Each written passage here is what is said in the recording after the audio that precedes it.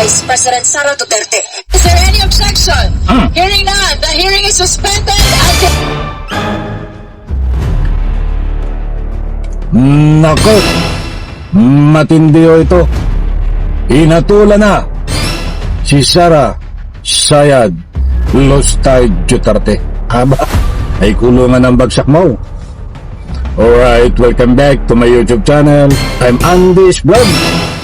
Grabe, mga kaibigan, lumilipas ang araw ay patindi ng patindi ho itong laban kay Sara Sayad na mga aligasyon na hinatulan na po, mga kaibigan. Talagang matindi. Hindi naman po lingid sa inyong kalaman na marami pong kinakaharap nitong kaso.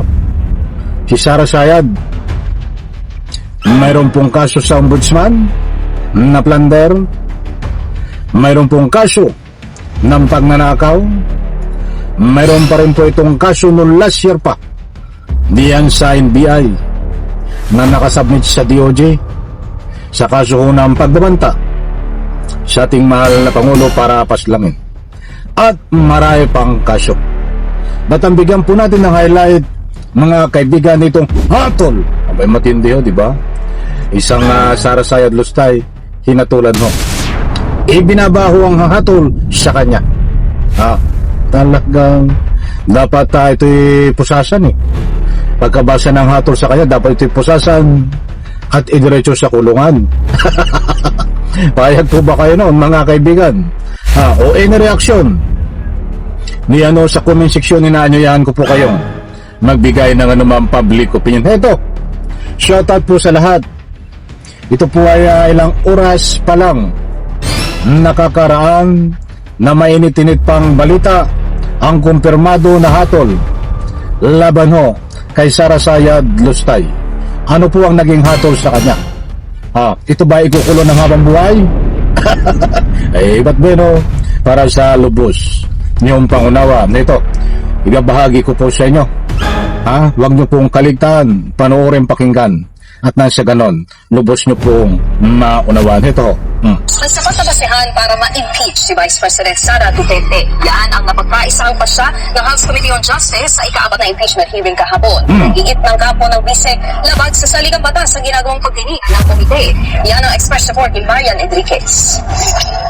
Sa unanimous vote na 53 in favor at walang tumutol, nakitaan ng House Committee on Justice na may probable cause o sapat na basihan ang dalawang reklamong impeachment laban kay Vice President Sara Duterte. Is there any objection?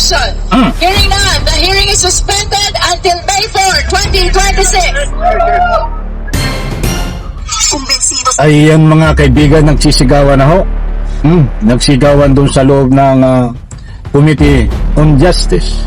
Para po sa hindi nakakaalam, konting paunawa lang ho. Iyan pong naganap na kahapon na yan ay hatol sa impeachment laban ho kay Sara Sayad Lustay na nagkaroon po ng butuhan. 53-0. 53 po ang bumoto pabor para nasa ganun ho ay pagbutuhan na at iakyat sa Senado ang impeachment at litisin si Sara Sayad Lustay. Mamaya ho, ibibigay ko po ang complete details diyan. Ito po ang naganap sa hatol, mga kaibigan. na may probable cause o sapat na basihan ang dalawang reklamong impeachment laban kay Vice President Sara Duterte. Is there any objection? Hearing none, the hearing is suspended until May 4, 2026. Kumbinsido silang may nangyaring pang-aabuso sa kanyang confidential funds. May hindi pagdedeklara ng tama sa kanyang statement of assets, liabilities, and net worth o SALN dahil hindi tugma sa bilyon-bilyong pisong transaksyon sa bangko at pinagbantaan niya ang buhay ni Pangulong Bongbong Marcos. Sa huling araw ng impeachment hearing ng House panel, sumentro ang talakayan sa mga video ni VP Sara gaya ng pagbanta sa pamilya ni Pangulong Marcos. Yung lahat, huwag ka mag-alala ma'am sa security ko. Kasi may kinakusap na ako na tao. Sinabi ko sa kanya, kapag pinatay ako, patayin mo si BBM, si Lisa Araneta, kasi Martin Tomares. Mismong NBI ang nagsabi, hindi yan edited at hindi rin AI. Nakitaan din ng National Bureau of Investigation o NBI na may reasonable certainty of conviction. Kaya naghain sila ng reklamong 3 counts ng grave threats at 1 count ng inciting to sedition laban kay VP Sara. There's no room for interpretation. Hindi mo na kailangan ipaliwanag. That is an actual threat to the President and to the wife and the former Speaker.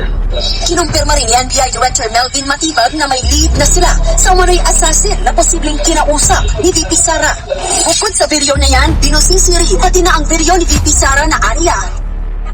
Ayan mga kaibigan, medyo mahaba itong balita na ito. At putulin ko muna buhat sa News 5. Maliwanag ko, hindi ho tayo nagpapakalat ng anumang fake news dito.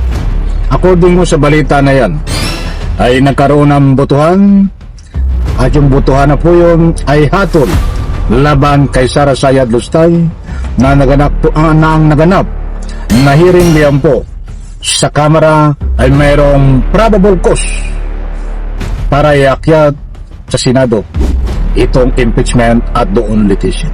Importanteng mahalaga po yun. Itong hatol kay Sara Sayad Lustay na naganap kahapon. Dahil yan ho ang magbibigay daan para siya ay malitis diyan ho sa Senado. Yung hatol kahapon ho na 53-0, 53 ang pumabor, 0 ang wala. Ibig sabihin ng 0, walang sino man na bumoto para kontrahin ang impeachment. Abay, pangitan-pangitan na ho, di ba? Kaya dapat ang pamimilian kahapon, dismiss o ituloy.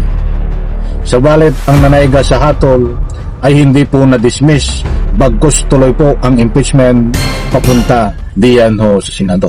Ang mga ilang tulog na lang ho ito, ilang step na lang, at magkakaroon pagkatapos po ng botohan ng lahat ng congressman diyan ho sa Kamara, ay automatic na po itatransmit, iaakyat sa Senado ang impeachment. Bahala na po ang Senado para doon litisin itong si Sara Sayad Lustay Duterte. Kabang-abang mga kaibigan, muli kong inuulit, ang hatol kay Sara Sayad Lustay Duterte ay matindi ho, sapagkat siya ho ay wala ng lusot dito. Sa 53 votes at 0 ang hindi pumabor, at 0 po yung hindi kumontra. Pasensya na po kayo sa Tagalog ko, minsan nawawala. 83 po yung pumabor na ituloy ang impeachment at wala pong kumontra. Kaya 53-0 po ang naging botohan na yan ho ay matinding hatol kay Sara Sayad Lustay Duterte. Maliwanag mga kaibigan. Abang-abang po tayo muli ho. Isang like, isang share sa video na ito. Salamat po.